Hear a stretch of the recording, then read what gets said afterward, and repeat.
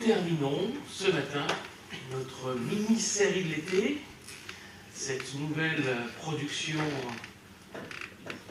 internationale de Netflix sur la thématique de l'esprit olympique qui nous a occupés pendant ces quelques semaines. Le premier épisode, pour ceux qui ont fait toujours un petit récapitulatif pour ceux qui ont raté les premiers épisodes, ou si vous avez tout oublié, je ne sais pas. Le premier épisode, la vie chrétienne, c'est du sport, s'attachait à la métaphore sportive qu'on trouve dans le Nouveau Testament, et notamment celle qui est le plus développée dans la Bible, dans la première épître de Paul aux Corinthiens, comparant la vie chrétienne à une course et à un combat.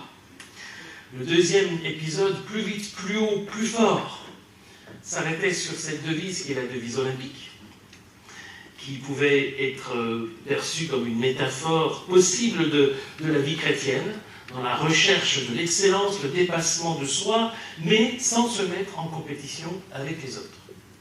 Troisième épisode, l'importance de participer, qui était formule attribuée à Pierre de Coubertin, le fondateur des Jeux Olympiques modernes, qui nous invitait, dans la perspective de la relecture proposée, à être acteur et non spectateur de sa vie chrétienne, d'y participer et d'y participer vraiment en faisant son maximum.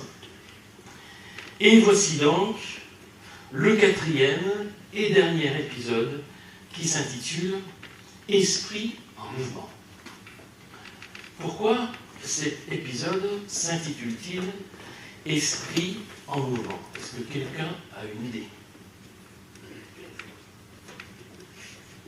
Ah, je vous pose une colle. Esprit en mouvement, ou dans sa version anglaise Spirit in Motion, c'est une devise. C'est la devise des Jeux paralympiques. C'est la devise des Jeux paralympiques depuis 2004. Des Jeux paralympiques qui, en plus de leur devise, ont aussi un drapeau. Ça, c'est le drapeau paralympique.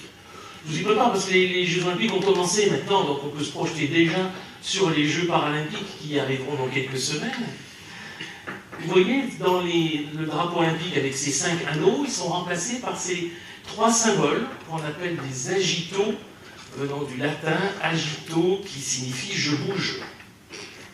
Et ils symbolisent le mouvement, la volonté de ne jamais abandonner, qui évoque la détermination, la résilience en particulier des para-athlètes.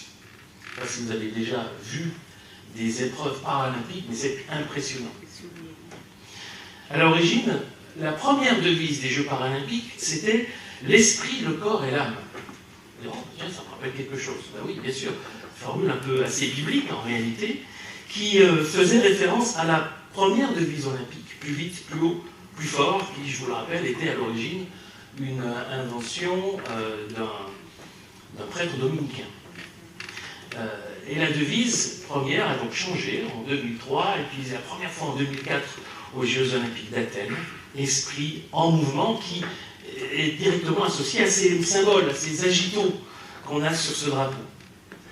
Avec cette nouvelle devise, le Comité international paralympique a voulu rendre hommage en quelque sorte à la force intérieure, et de l'esprit intérieur des para-athlètes, leur capacité aussi à inspirer ceux qui sont témoins de leurs exploits. J'ai mis juste quelques photos d'épreuves paralympiques. On aurait pu en mettre plein d'autres, vous pouvez en trouver plein sur Internet, et puis vous pouvez regarder quand il y aura les Jeux Olympiques. Mais c'est impressionnant de voir la façon dont ces athlètes surmontent leur handicap pour réaliser parfois des exploits extraordinaires, avec des handicaps très, très variés et parfois extrêmement importants. Alors évidemment, cette formule, cette devise paralympique, esprit en mouvement, elle est moins immédiatement biblique que la première, l'esprit, corps et âme. Mais il me semble, et c'est de toute façon la démarche que je vous propose dans cette mini-série, il me semble que cette devise, elle peut aussi entrer en résonance avec nos préoccupations de croyants. Tout d'abord, je me suis dit que, honnêtement, objectivement, en tant que croyant, il me semble qu'on est quand même souvent plus proche d'un athlète paralympique que d'un athlète olympique. Spirituellement, nous sommes tous en quelque sorte en situation de handicap. Donc plus proche des paralympiques que des olympiques.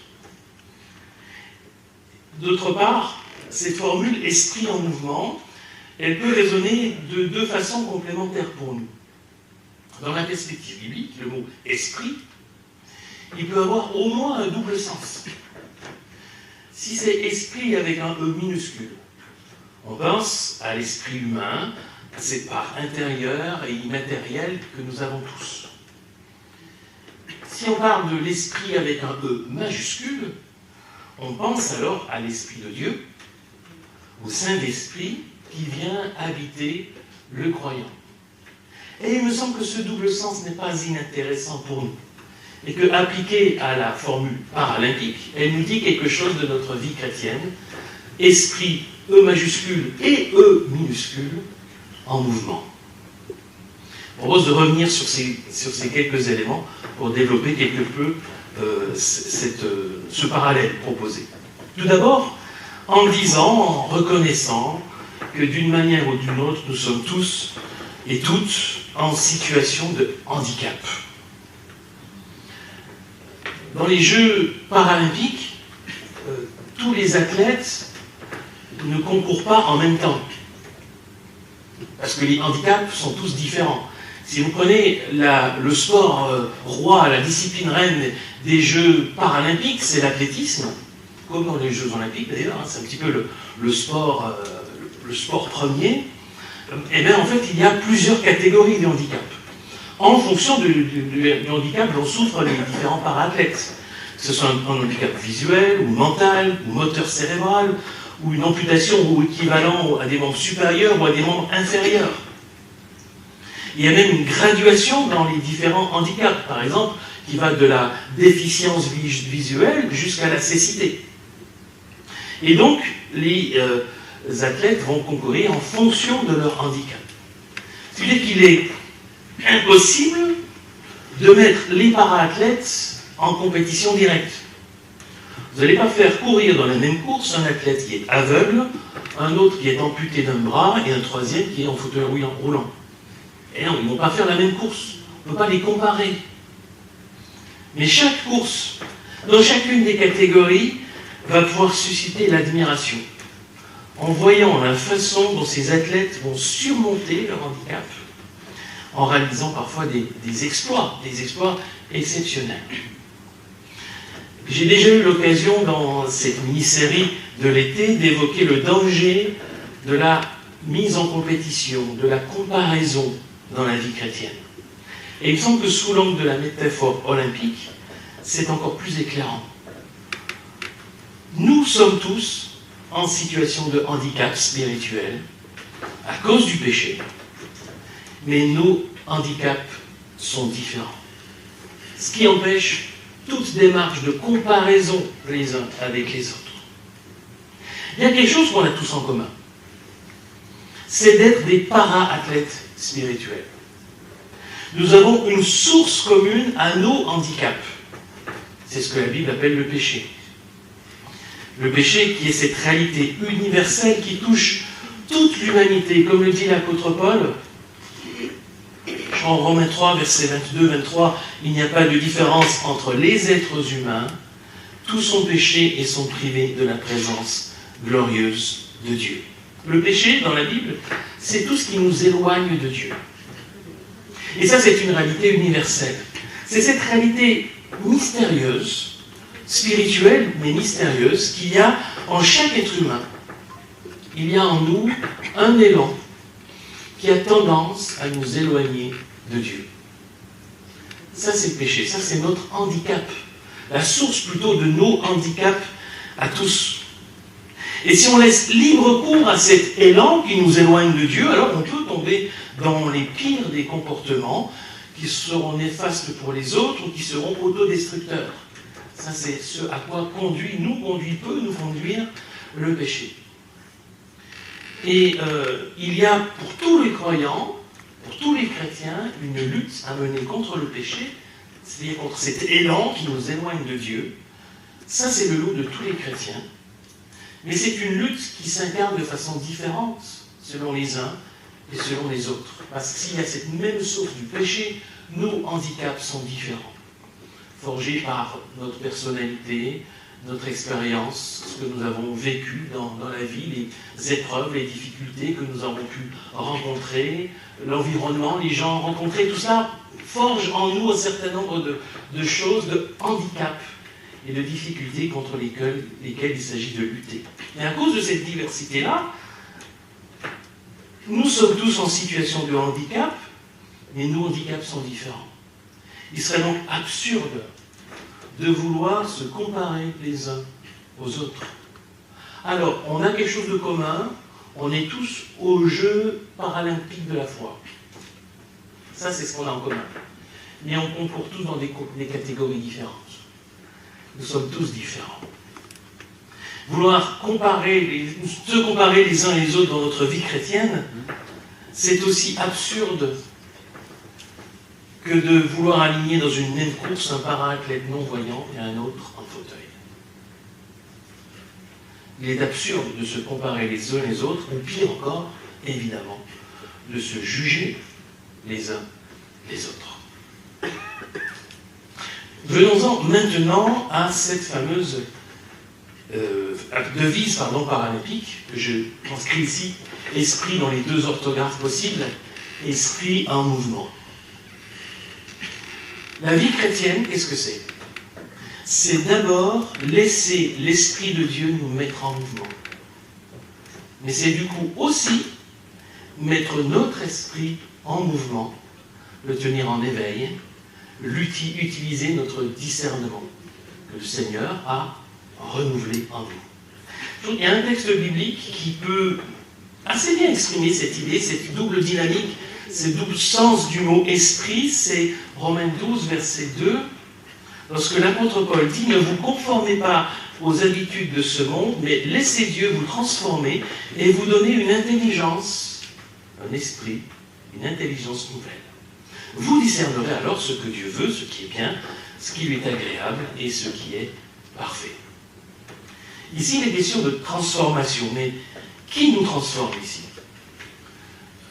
Là, dans la version de la Nouvelle Français Courant, c'est dit explicitement que c'est Dieu, mais le texte original ne le dit pas explicitement, il dit littéralement « soyez transformés » ou « laissez-vous transformer ». C'est le verbe qui a donné en français le mot « métamorphose ».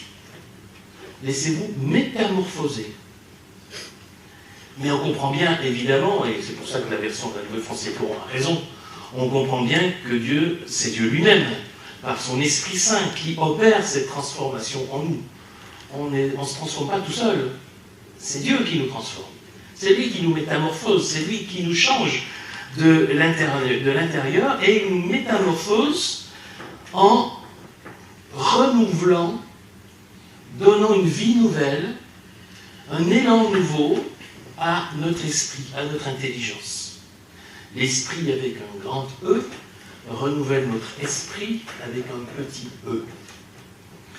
La métamorphose, c'est ce renouvellement de l'intelligence. Une intelligence nouvelle, le fruit du changement de l'œuvre de Dieu en nous. Et c'est cette intelligence renouvelée qui nous rend capables de discerner la volonté de Dieu. Et donc, de lutter contre le péché qui nous éloigne de lui. Si on voulait paraphraser la devise paralympique, on pourrait dire « Laissez d'abord l'Esprit de Dieu nous mettre en mouvement pour ensuite mettre en mouvement notre esprit. » Laissez d'abord l'Esprit de Dieu nous mettre en mouvement pour ensuite mettre en mouvement notre esprit. Laissez donc l'Esprit nous mettre en mouvement. C'est la première chose, c'est la première exhortation que nous pouvons entendre. C'est lui seul, c'est l'Esprit de Dieu qui nous permet de nous mettre en marche par la foi à la suite du Christ. C'est l'Esprit de Dieu, c'est lui seul qui nous permet ensuite d'avancer dans la foi, de continuer sur ce chemin à la suite du Christ. Sans l'Esprit de Dieu, pas de vie chrétienne. Ni de début, ni de suite de notre vie chrétienne. Nous sommes tout entiers dépendants de l'élan que le Saint-Esprit va donner et redonner à notre vie. Il faut se souvenir que dans ce texte de Romains 12, Paul s'adresse à des croyants. Il ne parle pas à des non-croyants. Ce n'est pas à des non-croyants qu'il dit « laissez-vous transformer par l'Esprit de Dieu ». Il le dit à des croyants. Il ne faudrait donc pas penser qu'il suffit juste d'une mise en mouvement initiale, voilà, c'est la conversion, la nouvelle naissance, et après, ça coule de source, ça roule tout seul sur les rails. Non, c'est pas comme ça que ça marche. Cette mise en mouvement de l'esprit, elle doit avoir un début, un commencement, effectivement, dans la découverte de la vie nouvelle que nous trouvons en Christ, mais elle doit se poursuivre tout au long de notre vie chrétienne. C'est jusqu'à notre dernier souffle que nous devons nous laisser transformer, métamorphoser par Dieu. Sans cesse, nous sommes appelés à revenir à lui, à le laisser renouveler cet élan, à nous laisser transformer par lui. Vous savez, un élan, si on ne fait rien, ben, il s'arrête. Donc on doit sans cesse revenir pour retrouver cet élan. On ne peut pas penser qu'on va toujours ensuite se débrouiller tout seul sans l'Esprit de Dieu. Pour autant, l'Esprit de Dieu ne va pas tout faire à notre place. Il donne l'élan, il est la source du mouvement, il nous redonne l'élan tout au long de notre vie chrétienne, il reste et demeure la source de notre mouvement, de notre vie de foi, de notre vie spirituelle. Mais il le fait pour transformer notre intelligence.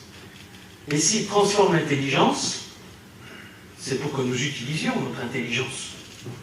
Sinon, pourquoi est-ce qu'il la transformerait? Paul ne dit pas que Dieu nous transforme et qu'il nous montre quelle est sa volonté. C'est pas ça qu'il dit. Il dit qu'il nous transforme pour que nous discernions ce qu'il veut.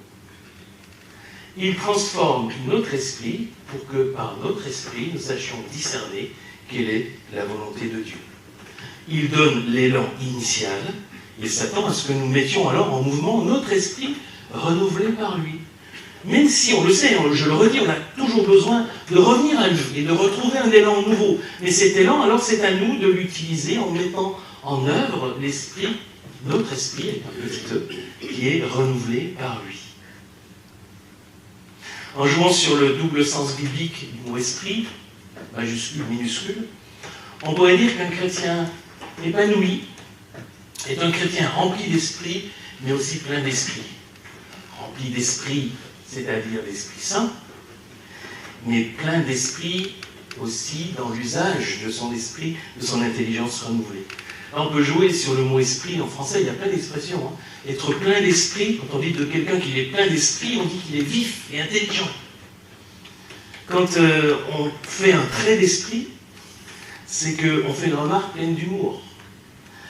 Quand on dit de quelqu'un qu'il a l'esprit, avoir de l'esprit, c'est être capable de présenter ses idées de façon originale, de façon piquante. Ah, lui, il a de l'esprit. Faire preuve de présence d'esprit, c'est réagir avec promptitude aux situations parfois inattendues qui se présentent. Être vif d'esprit, c'est être créatif, c'est être imaginatif. Oui, il y a encore d'autres expressions en français qu'on pourrait utiliser. Or, il me semble qu'il y a de multiples occasions dans la vie chrétienne où on a besoin de faire preuve de présence d'esprit pour réagir à des situations qui se présentent à nous qui sont inattendues. Il y a de multiples occasions où on a besoin de faire preuve de vivacité d'esprit pour prendre une décision éclairée. Et même parfois, on a besoin de faire un trait d'esprit, un peu d'humour, pour désamorcer certaines situations tendues ou délicates. On a besoin d'utiliser cet esprit que Dieu renouvelle en nous. Et n'est-ce pas cela aussi le renouvellement de l'intelligence dont parle l'apôtre Paul? Faire preuve d'esprit. Mais cette métaphore paralympique, si on l'applique à la vie chrétienne, je le rappelle, ça nous dit que nous sommes tous en situation de handicap spirituel à cause du péché en nous, de cet élan contraire qui a tendance à nous pousser loin de Dieu, mais l'Esprit Saint est là pour nous donner et pour nous redonner sans cesse le bon élan pour contrer cet élan en nous qui nous éloigne de lui. L'esprit, grand E ou petit e, en mouvement, cette devise paralympique revisitée à la lumière de la Bible, elle nous appelle en tant que croyants à laisser l'Esprit de Dieu nous mettre en mouvement, à le laisser nous donner, nous redonner sans cesse cet élan dont nous avons besoin pour suivre le Christ, parce que parfois on s'essouffle un peu, parfois on a l'impression d'avoir du mal à avancer, c'est normal, c'est l'expérience de tous. Alors revenir à l'Esprit de Dieu, c'est retrouver un élan pour continuer d'avancer. Mais ça nous invite aussi à faire usage de notre intelligence. Remplis du Saint-Esprit, nous voulons aussi être pleins d'esprit pour faire preuve de discernement, de vivacité, de sagesse face aux défis quotidiens auxquels nous faisons face. Et Dieu renouvelle notre intelligence pour cela, pour que nous l'utilisions. Et nous pouvons compter sur le Seigneur pour nous aider face à ces défis. Il nous aime, il vient à notre aide, il est notre Père, nous sommes ses enfants, selon sa promesse que Paul transmet aux Romains. L'Esprit de Dieu atteste lui-même à notre esprit. Vous voyez les deux sens du mot esprit. L'Esprit de Dieu atteste lui-même à notre esprit que nous sommes enfants de Dieu. Et c'est en tant qu'enfants de Dieu que nous voulons nous laisser porter par l'élan de l'Esprit et utiliser pour la gloire de Dieu notre intelligence, notre sagesse, notre esprit, tel qu'il le renouvelle par son Saint-Esprit.